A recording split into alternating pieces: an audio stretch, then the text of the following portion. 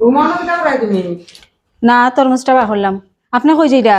আমি কিন্তু ইয়া স্নান করে আইনি। না দেই না আমার কাছে আমি দুই মনে। না রে ঘুমাই আমি দুইলে তুমি রান্না করিলাও। কি তার আনতাম তে আজকে? মুরগি ভিজাইছি যে তেমন করে রান্ধো যাতে আমার নাতি নষ্ট খাইতে পারে। আচ্ছাতে আজকে আমি চিকেন দিয়া কুফতা বানাইমু। প্রথমে আমি চিকেনটা কাটিয়া তারপরে গ্রাইন্ডারে গ্রাইন্ড করে লিমু।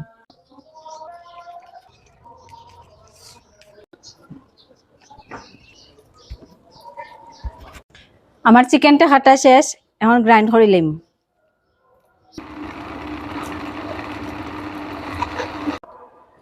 আমার চিকেন কিমাটা হয়ে গেছে, এখন আমি কিছু বেসিক মশলা দিলাইমু।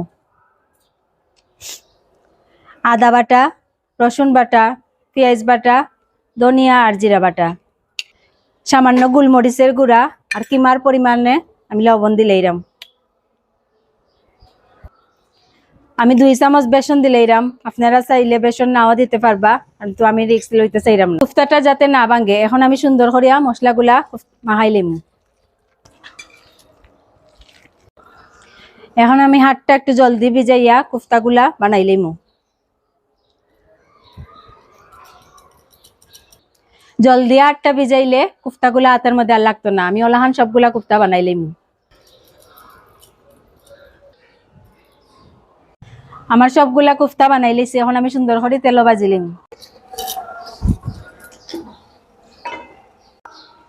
কুফতা ভাজার লেগে আমি সাদা তেল দিলাইরাম। তেলটা গরম হয়ে গেছে, এখন আমি একটা একটা করে কুফতা দিলাইরাম।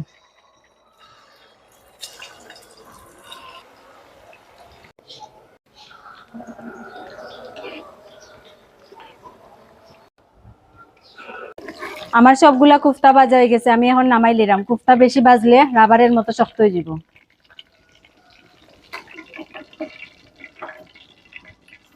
গরম তেল এখন আমি শাহি জিরা ফুরন দিলাইরাম। পেঁয়াজ বাটাটা দিলাইমু। পেঁয়াজটা ভাজা হয়ে গেছে, এখন আমি আদা রসুন জিরা আর ধনিয়া বাটাটা দিলাইমু। সামান্য একটু জয়ত্রী জায়ফলের গুঁড়া দিলাইরাম। মশলাটা ভাজা হয়ে গেছে, এখন আমি টমেটো বাটাটা দিলাইরাম। পরিমাণ মতো এখন লবণ দিলাইরাম। সামান্য ফেটানো টক দই দিলাইরাম। আজকে হলুদের গুঁড়া দিতাম নাই, রং সুন্দর হইবার লেগে একটু কাশ্মীরি লঙ্কার গুঁড়া দিলাইরাম। আমার মশলা কষানি শেষ, এখন আমি গরম জল দিলাইম। আমার রসটা উতরানি উঠে গেছে, এখন আমি কুফতা গুনতা ছাড়ি দিলাম।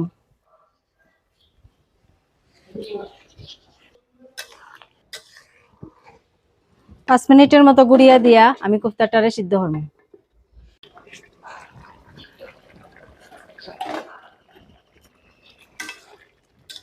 আমার কুফতাটা হয়ে গেছে, এখন আমি গরম মশলা আর ধনিয়া পাতা দিলাম।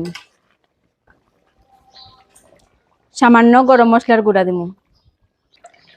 স্বাদ বাড়ানোর লাগা 1 চামচ ঘি দিলাম। খুব সুন্দর একটা গ্রান বাড়াইছে। আমার কুফতাটা হয়ে গেছে, এখন আমি নামাইলাম।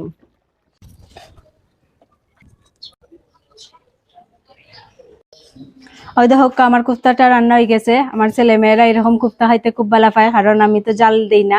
আপনারা চাইলে জাল দিয়েও রান্না করতে পারবা। সবাই ভালো থাকুক, সুস্থ থাকুক।